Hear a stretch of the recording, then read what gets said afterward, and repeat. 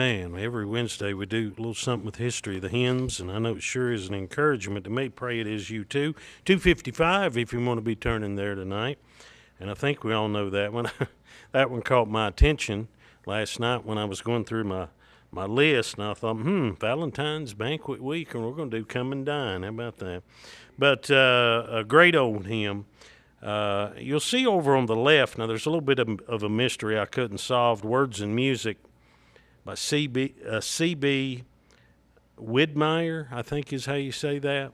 Both the words and the music by him, but then we see S.H. Bolton on the other side. I couldn't find out too much about S.H. Bolton, whether Mr. Bolton might have tweaked the arrangement after a copyright was renewed or something of that sort. But anyway, this history of this hymn and the hymn writer reminded me of Brother Dean. Brother Dean's always telling us when he might be studying 3 or 4 sermons, messages, or studies at a time, and he'll bring the one that burns the most, right, Brother Dean? Bring the one that burns the most.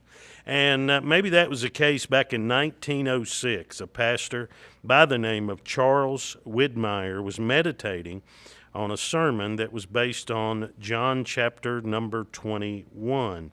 And Charles had written more than 350 songs. He's a good old West Virginia boy, but he spent most of his life out in the foreign country of California ministering out there and raised his family out there. But Charles had written more than 350 songs and hymns. And following his reading and meditation of John chapter 21 and verse number 12, he began to consider the distinct similarity between the tired, hungry disciples and the people of that day, both spiritually and physically hungry. And that captured his attention from what we know about it. And I'd love to heard that sermon, wouldn't you? But stanza 1, it's kind of interesting how he divided this hymn up. Stanza 1 refers to manna.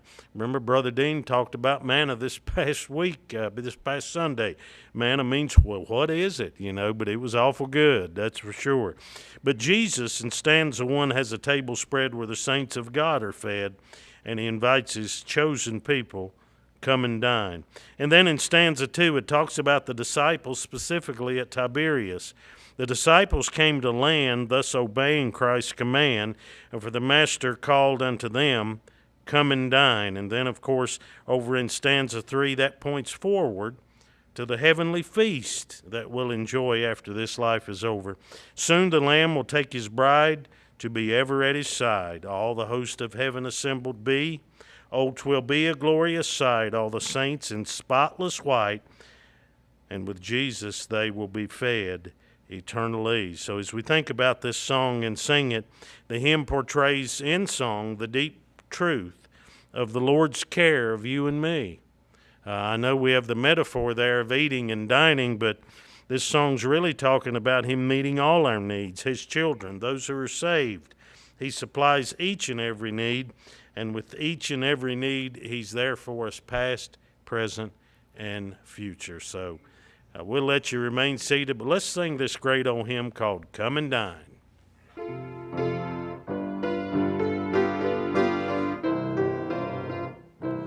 Jesus has a table spread where the saints of God are fed. He invites his chosen people, come and dine. With his manna he doth feed, and supplies our every need. Oh, 'tis sweet to sup with Jesus all the time. Come and dine, the Master calleth, come and dine. You may feast at Jesus' table all the time. The way he fed the multitude, turned the water into wine. To the hungry calleth now, come and dine. The disciples came to land, thus obeying Christ's command. For the Master called unto them, come and dine. There they found their heart's delight, bread and fish upon the fire. Thus he satisfies the hungry every time. Come and dine, the Master calleth, come and dine. You may feast at Jesus' table all the time. He who fed the multitude and turned the water into wine, to the hungry calleth now, come and dine. Soon the Lamb will take his bride to be ever at his side. All the host of heaven assembled be. Oh, 'twill be a glorious sight, all the saints in spotless white, and with Jesus they will feast eternally. Come and dine, the Master calleth, come and dine. You may feast at Jesus' table all the time. He who fed the multitude and turned the water into wine, to the hungry calleth now, come and dine.